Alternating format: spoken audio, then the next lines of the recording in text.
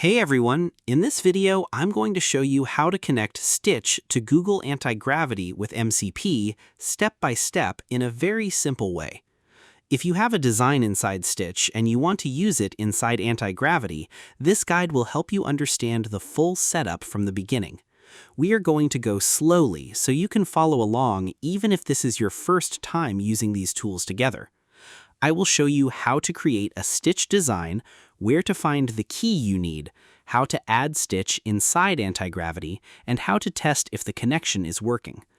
After that, I will show you how to ask Antigravity to read your Stitch project and start building from that design. By the end of this video, you should be able to move your Stitch design into an Antigravity project in a simple way. First, open your browser and go to Stitch. Make sure you are signed in with your Google account. Once you are inside Stitch, create a new design. For this example, you can choose a web design because it is easier to test inside Antigravity later. Now type what you want Stitch to design. You can write something simple like a landing page for a startup, an app homepage, or a dashboard.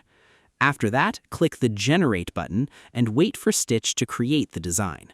When the design is ready, give it a clear name so you can find it later inside Antigravity. Next, we need to get the Stitch key. Click your profile picture in the top corner, then open Stitch Settings. Look for the API key section, then click Create Key. Copy that key and keep it somewhere safe for now because we will paste it into Antigravity in the next step. Now open Antigravity. Once it opens, create a new workspace or open the project folder where you want to work. This part is important because Antigravity needs a place to save the files it creates. Give the workspace a simple name like Stitch Project so everything stays clean and easy to find. After that, open the Agent Manager in Antigravity. Look for the MCP Servers section. This is the place where you add tools that Antigravity can use. Open the MCP store, search for Stitch, and click Install.